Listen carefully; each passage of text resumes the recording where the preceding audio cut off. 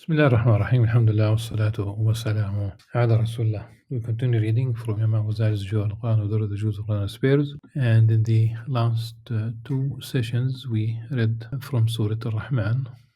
And our discussion revolved around the first four verses, especially the notion of language. As in verse 4, subhanahu wa ta'ala taught the human being speech.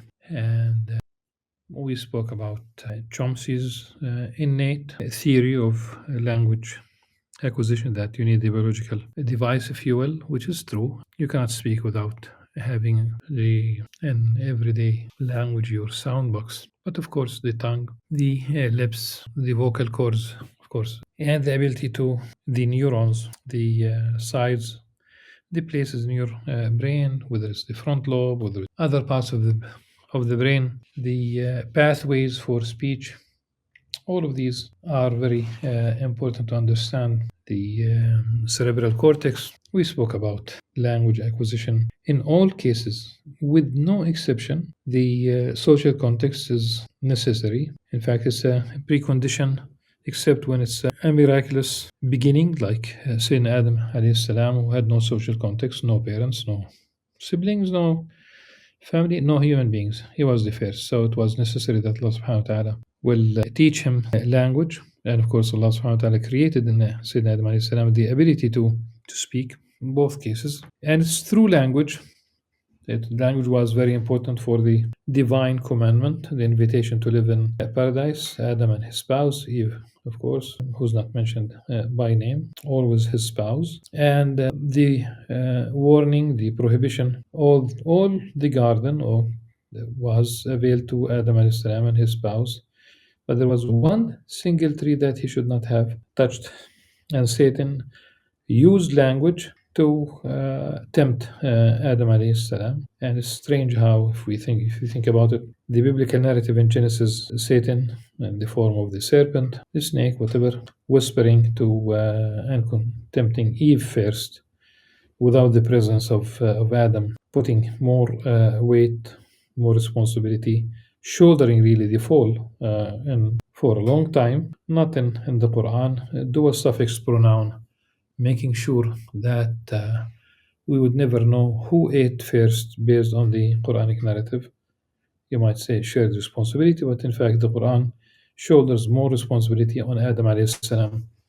So the very first story in the Quran liberates woman from the burden, being singled out as being the reason for the fall. For in Genesis, Adam would say to Allah subhanahu wa ta'ala, he says to God, the woman that you gave me, like I cannot bear responsibility. So inshallah, there are other issues that one can talk about that I did not really mention, but if you think about it, there is one of the things that I did not mention is the evolutionary, if you will, theory, and the narrative is absolutely unacceptable. Not because I'm speaking from an Islamic perspective. It's the notion that based on finding basically one bone and coming to the conclusion that the Neanderthals might have some language, if you will.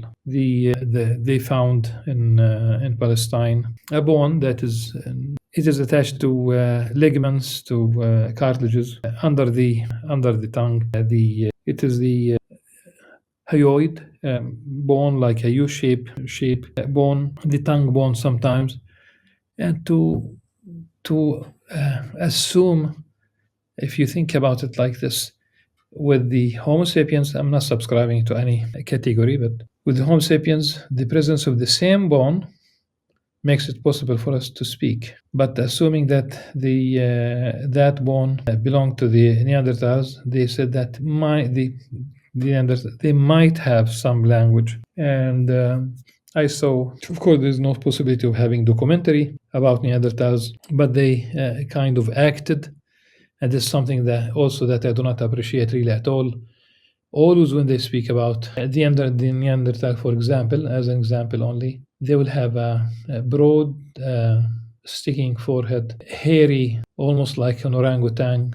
Where do you get this idea? It is the fake evolutionary narrative, and in that documentary that is intended to explain, they presented Neanderthal as human beings who could not speak at all. So when they faced death, I assume at the hand of others, maybe Homo sapiens, without subscribing to any specific narrative, they had no way of expressing their sorrow except sighs. There are fake news in politics. There are fake news in biology, if you will. So you find one bone and you create a narrative. Whether you cannot say that they're eloquent. You cannot say that they did not speak. You cannot say language is language, and the function of that bone is the same, regardless. Subhanallah. At any rate, that's not the only thing that is wrong with that evolutionary approach about language and the theory of language beginning as imitation of nature. You can refute that immediately by using the same word, like same meaning in different languages. How is the word lion is an imitation of nature as a sound compared to the word asad in Arabic? If it's really an imitation, both cannot be right. Maximum only one could be right, and the reality is none of them is right. There's nothing about the lion that could justify the phonemes, if you will.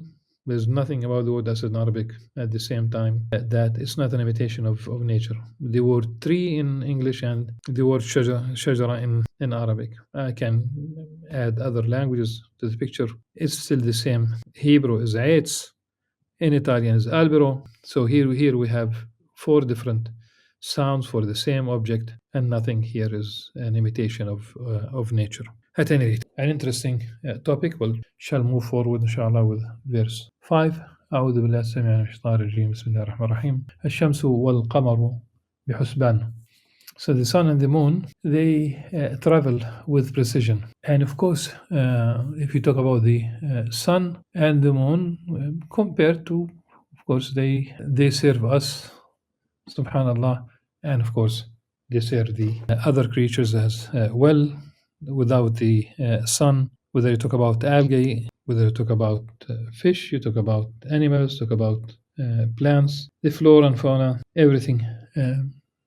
Every living thing that has a biology needs the energy, but here it's about the movement with precision. And if our sun moves with precision, then every other sun in the universe also moves with precision. These are the stars, and in our own galaxy you have about 400 billion suns, and without precision, then everything in there is like a mess, and all these stars, they are hitting each other, and there'll be practically, it's almost like the end of the universe, kind of a day of judgment, if you will. But there is precision, and this is why even the model, it's more complex than what scientists thought for a long time. And if they, how do they travel, or at least what are the speeds? And it's subhanallah, it's anything. We cannot really even understand the speed. Maybe the speed of the moon, maybe the speed of the Earth around its own,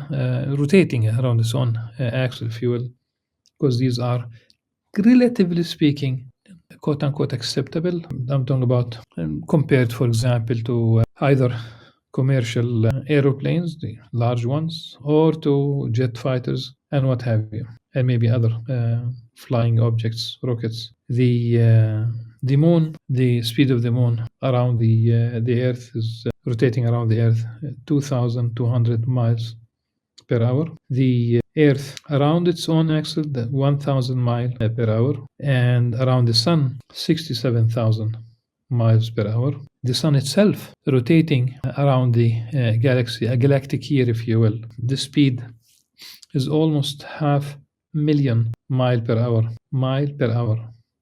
500,000. The range is 448,000 all the way to 514. So I would say the practically almost the 500,000 mile per hour is not an exact median. And how about the speed of our own galaxy, the way it expands and moves in the universe? وَإِنَّ لَمُوسِعُونَ, subhanallah.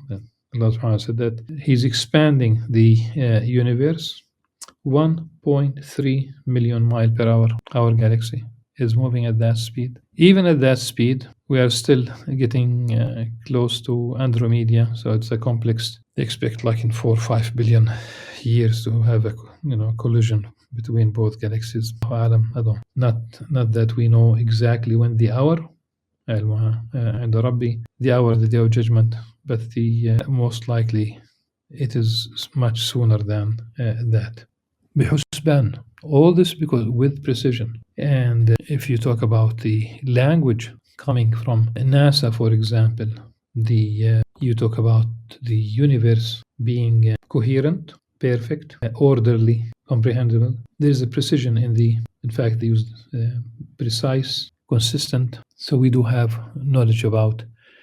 And the mapping the universe, talk about mapping a part of the universe with the expansion of some 6 billion years. This is amazing. الشمس والقمر بحسبان. And if we have a scientist, really an astrophysicist, that who could shed light much more than this brief introduction, I'm sure that we will be amazed. Unless we talk about an atheist who is bent on rejecting anything beautiful about the universe, like the way someone who sees things not only with the eyes, not only with the brain, the intellect, but also with the heart. Neil deGrasse made it his job. He has definitely a background in astrophysics, but he keeps mumbling ugly things about the universe. Haters. So Allah subhanahu wa ta'ala mentions that this universe runs like as described in part of the language of coming from NASA, mechanical harmony. And that's beautiful. وَالنَّجْمُ وَالشَّجَرُ يَسْجُدَانِ. The stars and the trees bow down in submission. Literally, they prostrate. Everything in the universe praises the name of Allah subhanahu wa ta'ala. وَإِن مِّن شَيْءٍ إِلَّا يُسَبِّحُ بِحَمْدِهِ. There's nothing except that it praises the name of Allah subhanahu wa ta'ala, being thankful. Other verses in the Qur'an. أَلَمْ تَرَ أَنَّ اللَّهَ يَسْجُدُ لَهُ مَن فِي السَّمَاوَاتِ وَمَن فِي الْأَرْضِ والشمس والقمر والنجوم والجبال والشجر والدواب وكثير من الناس. وكثير من الناس. Not all people prostrate. In fact, the people that came before us, they have remnants of the notion of prostration. But in big, no, they don't perform that. Like the universe is in a state of submitting itself to the will of Allah subhanahu wa ta'ala. وَالسَّمَاءَ رَفَعَهَا وَوَضَعَ الْمِيزَانَ. As for the sky, He raised it high and set the balance. وَوَضَعَ الْمِيزَانَ. The balance in the context of trade and what have you, the balance was really physically. You have the weights, and you say the weights and measures the weights, and there is a warning not to be unjust when one is weighing things. So there are those who, when they buy, they might add in their own favor. When they sell, they lessen in their own favor, and that's cheating, of course. But the harmony here is about everything. There's harmony in every respect in the universe. You can talk about justice, a balance of justice, where the imbalance will create suffering, of course. You need political justice, economic justice. When we have fair trade, it's because we have unfair trade, which is the problem with the farmers and producers in the third world. Usually they don't earn much. The imbalance, you can see how, whether you talk about world powers having a monopoly on in the Security Council on veto rights, practically preventing justice, and that's an act of imbalance. The social context, the imbalance is in allowing, giving legitimacy to same-sex marriage, for example. That's imbalance. Take it to its extreme case, if you will. I think Imam Al-Ghazali uses this argument: the end of humanity in terms of demographics. In order to sustain the population as is, you need about 2.1. Like the 2 will replace the parents. And in the case of those homosexuals, of course, they will create an imbalance. The balance, you can find it in Islamic art, of course.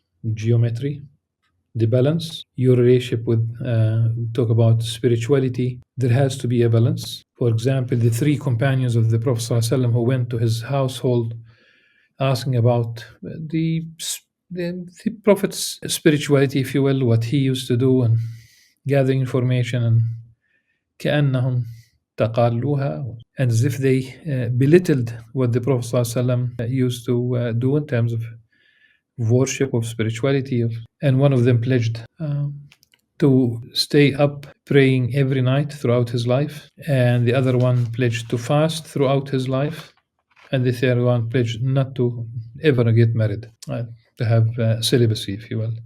And when the Prophet ﷺ learned that what they have done, he was the balance. The balance would be in the material realm and the spiritual realm. When we say balance, this is not always a 50-50%. That which is just, that which is wasat, if you will. That which is just. For example, Sayyidina Abu Bakr as-Siddiq, he donated all his money. He donated all his money. The Prophet ﷺ asked him, what did you leave to your family? And he said, Sayyidina Abu Bakr as-Siddiq, Allah wa Rasulah. I kept for them God and His Messenger. And that is just in its own, of course, context. Don't allow the material to be dominant to the degree that you ignore the spirituality. You'll be immersed in materialism to the degree that it doesn't make sense anymore. How many things you can buy, how many things you can stuff in your house, how many cars, how many. I had a student when I taught in the United States. I had a student from one Arab country. It doesn't make much difference. It could be any country really in the world. And he told me that there isn't even one single like an expensive car except that he has one of it. And in fact, he told me that he ordered these handmade Diablo cars, sport cars. He paid $200,000 in advance. I'm not in the business of saying haram, but the idea is they're going to invent new things all the time. You cannot really buy every single thing. And we have seen basically, just as an example, how the garage, the collection, the car collection of Bashar al-Assad, a huge collection, when he could not drive. Practically, he could not drive. There are limitations when you are the president, you cannot simply hop into the car and just go for. Usually not. That's basically an imbalance. There is no mizan there. The relationship with nature, there has to be a balance. We are not competing. We are not beating nature. You are not beating the peak of Mount Everest. Everest did not go into Mount Everest did not challenge you, and it's your responsibility if you just simply die and just freeze there and stay for decades, and maybe more, of course. With nature, there has to be a balance. We are disturbing basically nature. So al-mizan goes into the heart, mind, and spirit. You cannot be only the mind, like the logical positivist, a school that existed for some time during the last century, emerged amongst physicists in Germany. If for them there's no room for the spirit, there's no room for the heart. It has to be logical, it has to be scientific, verifiable. But that language in itself is a meta language in terms of science. There has to be a mizan, there has to be a balance. So السماء رفعها وضع الميزان. Without mizan, we will disturb.